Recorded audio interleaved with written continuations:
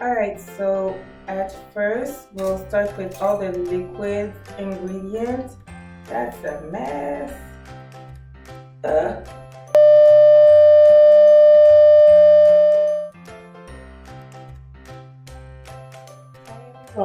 So back at you with another cake recipe. Recipe not so much because I'll be using a cake mix. I usually like to take those what like instead of doing my own base because it's so much more simpler. You don't have to calculate the right amount of sugar and how much salt and so on. So I'll just tweak it a little bit. You'll see around the way that I don't exactly follow everything they tell you to, and that's on purpose really because I'm not looking for that cardboard taste, let's say. And yeah, so I'm basically laying out everything that I'll be needing. So the cake mix, you could use oil or really butter. I'm still debating whether I'm using which one I like. You could tell me which one you like. I think I'm going with butter this time only because the package is new and I want to open it. That's silly. And my bowl, my eggs. I got 3. I might actually add one more just to make it more moist. And you'll see that along the way I'll be adding random spices. So that is ginger. I could add cinnamon or muscade. So we'll see. So back at you with the ingredients. I already showed you the cake mix. I'll be substituting the water for some almond milk, and I won't be using the butter finally because, well, wanting to open it is not a good enough reason, and then I would have to make it melt and wait for that, and I'm a little tiny bit impatient. So I'll just go with the right amount of oil that I already have on hand. We have vanilla extract, cinnamon, ginger powder. So I'll just be like integrating those into the mix as well with no proper measuring, just really going with the filling. So yeah, and the eggs, as I said, I'll be adding one more. So let's do that. So that always happens to me when I'm trying to do good. I'll survive it. Okay. Brace yourself with 3 more eggs. Thankfully, those one are trying to cooperate with me. Cooperate with me. Please come out. Thank you. And the last one. All right. So you'll remember it's supposed to be 3. We're going with 4 in order to make it more moist. The oil. I have 75. At this point, I'm really following whatever measurement they propose. So for example, at this point, I would be mixing the water. So I will be pouring out 300 milliliter of almond milk.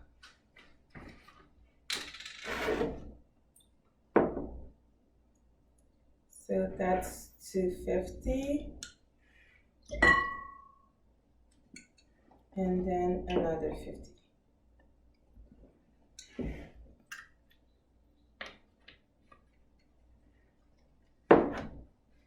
I'll be adding, that was more egg.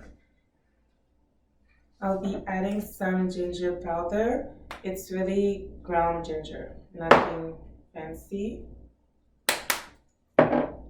Little bit of vanilla. Not too much. And then some cinnamon powder. So nothing fancy going on here, only adding a little to the taste, really. So everything is to avoid that card box mix taste, as I said earlier. And then we're mixing it.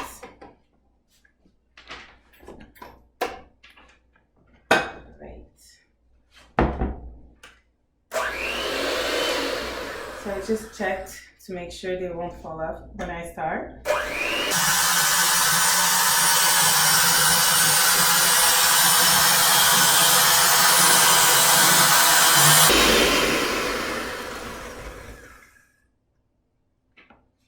All right. So it's well mixed. Once every liquid is mixed, you could add your powder. So mix the liquid first, and then all the dry ingredients are coming in. In another lifetime, I'll be having a KitchenAid to do that for me.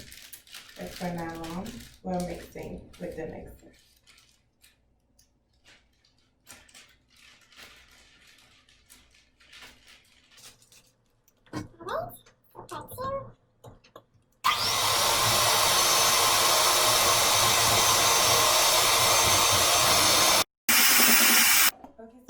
A mold.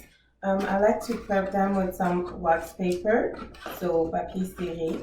Basically what I will be doing is make sure we have a base so that it does not stick during the cooking.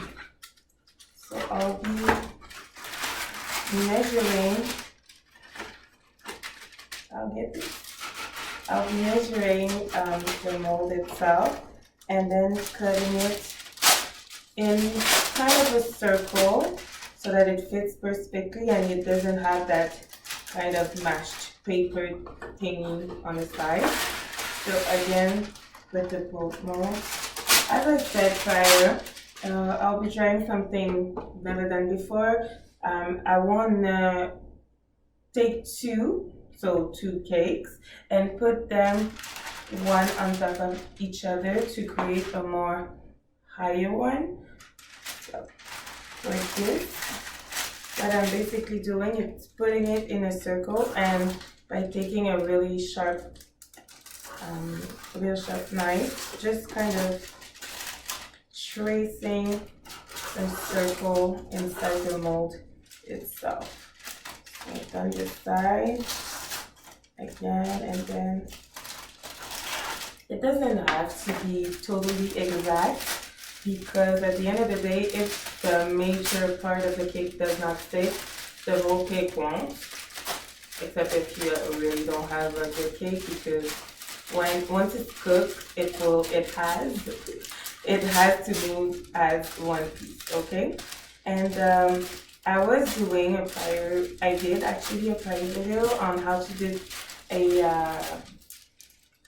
turned down pineapple cake, and you would remember that I used a tammy to put the cake mix to make sure to put it like thinner, to make sure to get rid of all the big pieces or the big chunk of flour. You could have done that today, obviously. I just decided not to, because unlike the other cake, I don't really need that extra moist texture. The pineapple cake was the one that had a lot of liquid. We had the pineapple syrup in it, and it was kind of different. For this one, I will be quite happy with a good, steady, like piece of cake. Well, pieces, since I have more than one.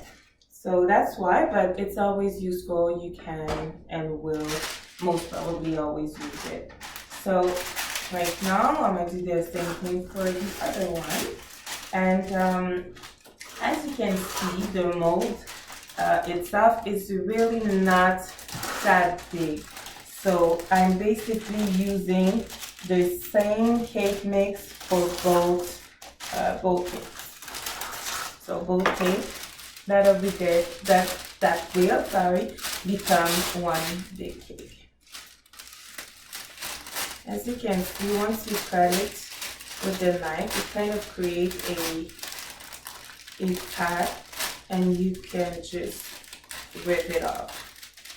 And the side does rip off quite nicely. Okay, and then in the middle, and you end up with two molds ready to receive the cake mix, which we've prepared is done. So we'll basically just make sure to drop it in. Now you do have a full cake mix, and you have to make sure to put it evenly in both so that they have the same width and height. Okay, so I'll just go from one to the other quite simply, really. You could measure it to make sure that it has the same exact amount, but you'll realize that I like doing the things by sight. I'm pretty comfortable in that way, except when I'm doing something I've never done before, like if I've never cooked a cake. But in this case, I usually like to run around and play with cakes. So the only new element here would be putting the two on top of the other. So I'll just finish with that. My oven is already preheated to 325 because those are only 2 molds of 9 inch, and 325 for about 20-25 minutes or until it's done, and then I'll take them out of the oven. So the oven is at 325. We're basically ready to put them in. And we'll be waiting for approximately 25 to 26 minutes or until it's done. And basically you check it like you would any other cake with a knife or a straw or anything really, and you just make sure that the skewer or the knife or the straw comes out clean. That's it. So I'm back with you. I've already started because it's getting late and I kind of want to taste this thing. But what I did essentially for the first pan is exactly what I'll do for the next one. You just go around it to make sure that it's not sticking, because it obviously could have during the baking. You can see that the cake itself is kind of has. That's my timer. Fine. So the cake itself has a round shape, and we'll get rid of that with using a bread knife by slicing off the round edges. But essentially, how do I say that?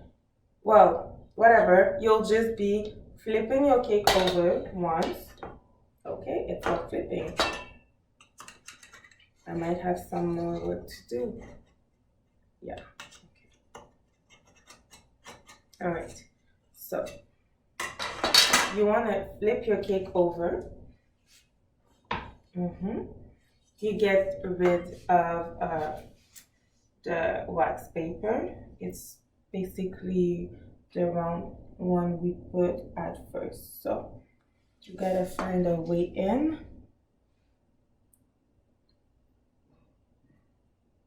Then once you in, you're just being careful to rip it off without leaving any wax paper behind. So I got a big chunk of cake trying to come with. Be careful not to kill it now. So this goes out, and you'll see that your pan is essentially really clean at the center and only has kind of a little mix on the edges, and that's perfectly fine. So once that is done, we'll just be setting it on to a flat surface. In order to do that, I'll be taking a little of icing and putting it on the surface. What you could do as well is put wax paper, and yeah, that's it.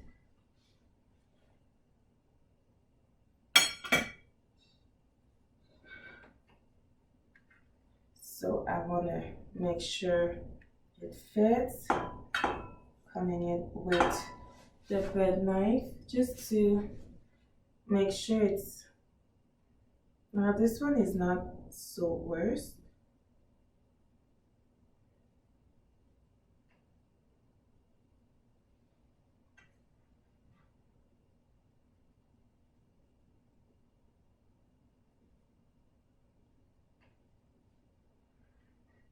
those are cake parts, so you could use them to fill in some holes that might have been created during the cooking.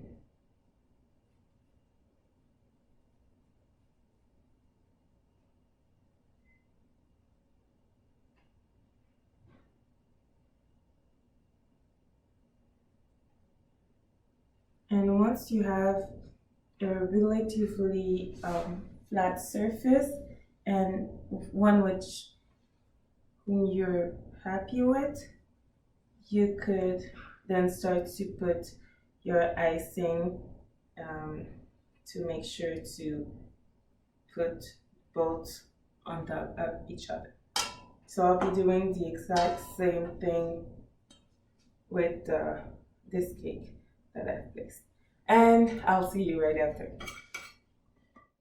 Back at you with some standard mixed icing. Really no name, so no mess here really. I put it 15 seconds in the microwave just to make sure it was smooth enough.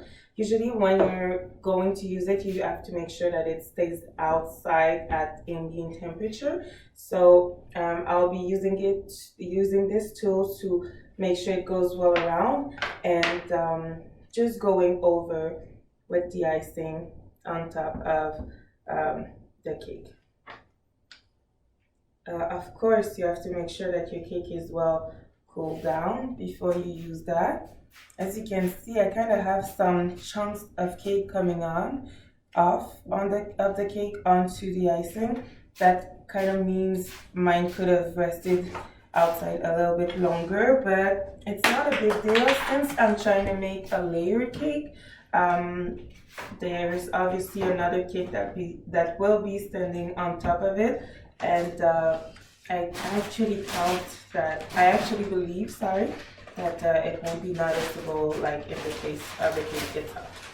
So I'll just go ahead and continue putting this.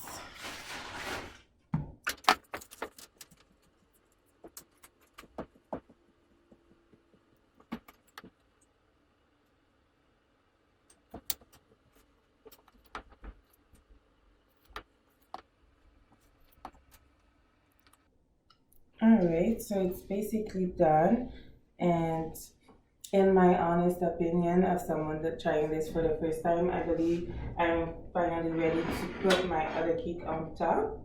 So we'll just go ahead and put it upside down on my hand and placing it gently over. So that's that. As you can see, it's just a little bit cracked, but I'll just put that in the account of the rounder shape that I was trying to avoid. So obviously I might have not stabilized it enough if it feels like it's one is separate, but I'll survive that. My butter knife and just try and make sure it adheres to the icing down. That's supposed to keep them all together. And essentially what I have to do next is put some more icing all over so that they all blend together and they're all covered by a lot of sugar. So yeah. We'll be right back with the end result actually. So as you guys can see, I actually needed to come up with the big guns. One wasn't enough. I basically was able to do the middle part and then the top, and it ran out. So I pulled out another one, same taste, vanilla, same flavor. And I'm just currently doing the sides. So I'm basically taking a big chunk and putting it on the side. I'm trying to smooth it out. I am personally a big fan of all the naked cake sensation, but that's not what I'm trying to do here. I want to end up with a white with a white product, so that's why I'm making more than one turn around it all. And then I wanted to wait as well for the first coat I put on the top to um, to kind of, you know, grow thicker before adding the other one. So I'll just smooth out this part as well. Even if it has some defaults or doesn't look exactly as you wish, I guarantee that the frosting will just make it look the part. So as you can see, I've done this side. So I'll basically end up on the top with smoothing the edges, make sure that it has a smooth finish. As I said, I'm on to the second coat of vanilla frosting, and I wanted to wait for the first coat to thicken more so that my laying of the second coat wouldn't, you know, hit or damage the top of the coat, the cake, sorry, by taking out a big chunk of cake. So I'm basically going no matter what direction. Why? It's because I decided that I probably will sprinkle some decorations. I got gold, I got, you know, full of colors or chocolate, and I don't really wish to create a design by the frosting itself, but rather with the sprinkles. So I'll be making sure to smooth out everything and then adding the sprinkles, the candies on the side. It's not some particular cake. Oop, I got a side I need to fix right there. It's not a cake that I made for a particular occasion, which means that I don't need to use it for a birthday party or anything else. But if you did, then you could use the decoration to write up a name or to make a kind of a design, or even some it's kind of an ink but in frosting, so you put some colors pigment into the frosting itself, and then you kind of write in something, so you could write happy birthday or anything else.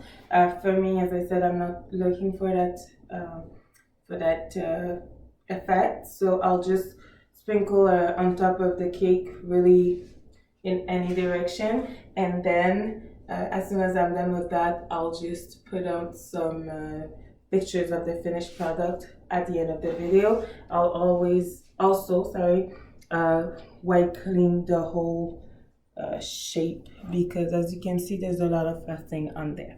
So I'll do that, clean everything else, and sprinkle a lot of goodies.